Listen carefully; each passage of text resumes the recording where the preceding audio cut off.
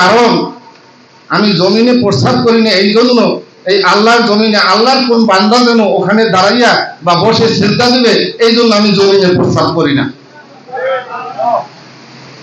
2 নম্বর অভ্যাস, আমি ফকির লোক দেখলে ঘেউ ঘেউ করি। আমার কাছে মনে হয় যে ওকে তাকে ওই ফকির বা মানুষ জাতিকে যে সৃষ্টি করলো তার কাছে না চাইয়া, তার কাছে হাত না পাইতা মানুষের কাছে হাত পাতে, যার কারণে আমি ঘেউ ঘেউ করি। 3 নম্বর অভ্যাস, রাতের অন্ধকারে গভীর রজনীতে আমি ঘেউ ঘেউ করি।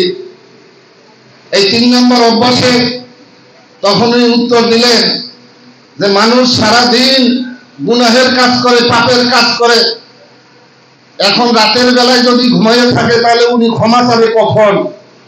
এই জন্য আমি ঘেউ ঘেউ করি যেন উনি আমার ঘেউ ঘেউ শব্দ পাইয়া উঠা আল্লাহর দরবারে মাফ চায়।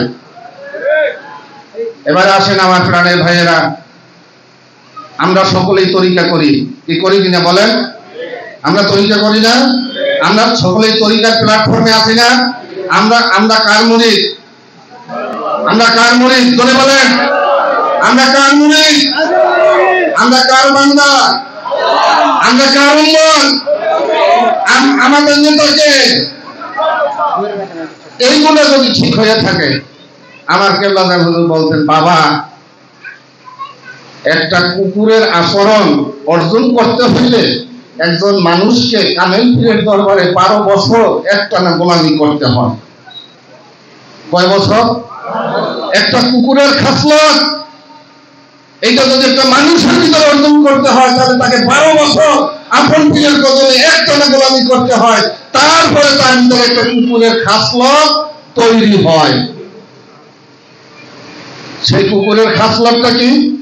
মনির যদি তাকে বাড়ি থেকে লাঠি দিয়ে বাইরে তাড়াইয়া দেয়, তারপরও সন্ধ্যার দিকে উনি আবার দরজার সামনে আইসা বসে থাকে চুপচাপ যে আমার মনির বাড়িতে আছে কিনা। অর্থাৎ ওই মনিরকে পাহারা দেওয়াই হইল ওই কুকুরের কাজ। আমরা মানুষ হাফেজ করিবে যদি মহত্ব প্রলাপ, তরুর মতো করো আপন স্বভাব। হে মানব জাতি, তুমি তাকাইয়ে দেখো, একটা ফলবান বৃক্ষ গাছের ফলের ভারে গাছের মাথা নোয়াইয়ে দিছে, আর তুমি মানুষ হইয়া দানবের মতো চলাফেরা করো। এই জন্য এখান থেকে আমাদের বোঝা উচিত, আমরা এমন একটা দল করি, এমন একটা পার্টি করি, এমন একটা তরিকায় গেছি যেই তরিকা কেবলাদান হুজুর বলতেন যে বাবা যেখানে সমস্ত দরবারে যেখানে তরিকা শেষ, আপনাদেরকে সেখান থেকে শুরু করা হইল। আবার জাকের পার্টি নিয়ে বলছে বাবা সমস্ত দলের যেখানে খেলা শেষ, জাকের পার্টি সেখান থেকে শুরু। যার কারণে সেই দলের নেতৃত্ব দিতে হইলে দাদা অনেক কিছু ত্যাগ স্বীকার করতে হয়।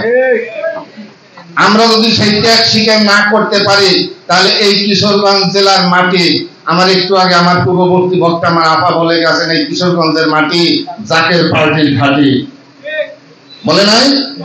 আর আমরা যে খেলা করি তাতে কিন্তু ঘাঁটি দূর হয়ে যাবে।